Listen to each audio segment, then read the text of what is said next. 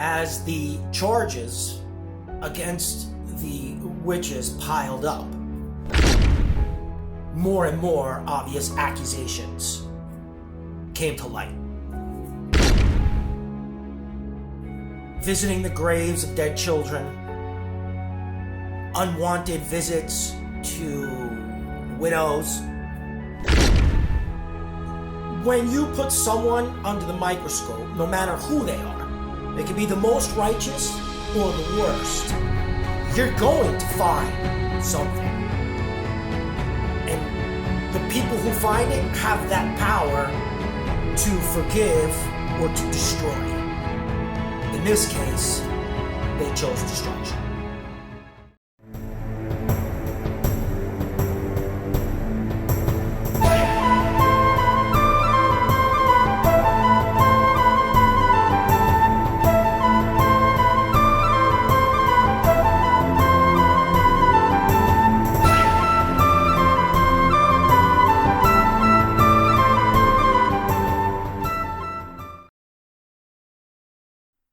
Inquisitors commissioned.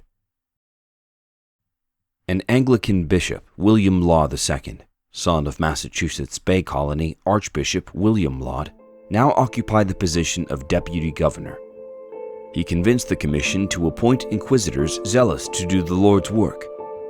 Accordingly, on June 16, 1655, they issued a commission by proclamation. It gave absolute power without interference to 11 Puritan and Anglican reverends and elders. It charged them with finding out heretics and witches, no matter the cost. As inquisitors go, and as in the case of William Laud II, this is a man that had a lot to live up to. His father was a bishop, an archbishop in England. Served the church his entire life. William wanted to get out from underneath the shadow of his father and make a name for himself. Reverend Philip Endicott, Simon Smith, Reverend Jacob Bradstreet, Alton Fleet, John Cotton II, Reverend Joseph Hooker, Osmond Wheelwright, Philip Randolph. 11 men were chosen, 8 whom we could identify through records, 3 of which were reverends. At this time, when inquisitors were scouring Europe, and in this particular case now the colonies, one of the things that we have to understand is these inquisitors were paid for not only every arrest, but every conviction. The witch trials and executions. In late October 1655, the 11 commissioned inquisitors began investigating and accusing reformist women of black magic, witchery, and Luciferianism. Using Malleus Maleficarum as their guide, they tried and convicted 5 reformist women of witchery and being in league with the devil. Anne Montgomery, accused of casting spells on little children. Agnes Prescott, charged with using witchery to seduce longshoremen and curse them while at sea. Margaret O'Shannon, charged with possession of a witch's bottle and locks of hair from a deceased girl, 6-year-old Mary Murphy, who died of influenza after being treated by O'Shannon. O'Shannon was also charged with fornication upon Murphy's grave.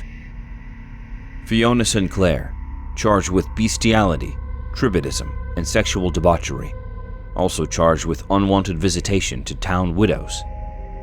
Murrin Muldoon, charged with possession of a witch's bottle and Malleus Maleficarum, the witch's hammer. She was also charged with corrupting Reverend Thomas Parsons through sexual deviancy and spellcasting. All 5 women were fixed with a witch's bridle, suffered a heretic's fork, and dunked from an oak tree overlooking Mill Pond, nicknamed the Dunking Tree, until confessing their crimes.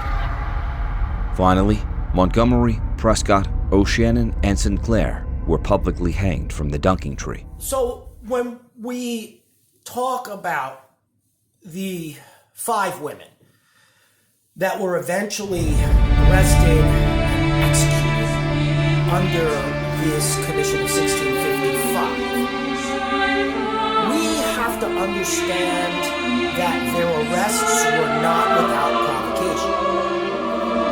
A lot has been made of the several witch trials, and a lot of witch trials throughout Europe where a lot of innocent women and men had been put to death. And of course, in any crusade, there's going to be a collateral damage.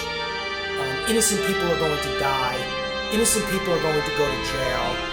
It's just the nature of a mindset that seeks to eradicate.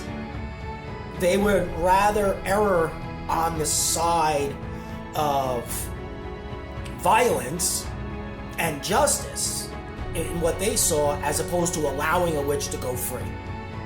So when we talk about the women in the Inquisition of the Heights of King James County, we must understand that in this particular case, the 5 women that were arrested were actively practicing either divination, various forms of witchcraft, and perhaps even necromancy.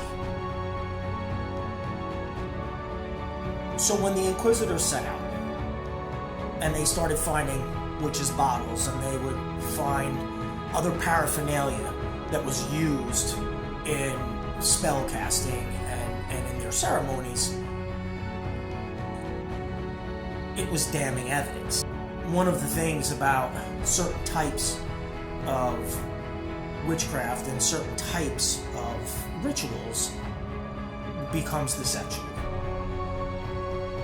And in this particular case, when you have that book, The Witch's Hammer, Malleus Maleficarum, and it outlines in detail, for the most part, the sexual sin that is used, and then accusations are brought forth of women lying with women, and in the case of Murin Muldoon, corrupting a minister of the gospel. There was really only one thing by puritanistic justice that was going to happen, and that was going to be executions.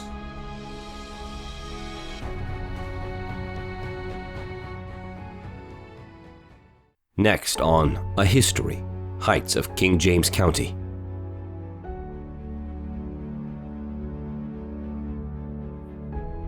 Committing adultery, that's one thing. Impregnating a woman in the midst of an adulterous affair is another. But then, to watch that woman burn at the stake as a witch, that'll make you lose your sanity.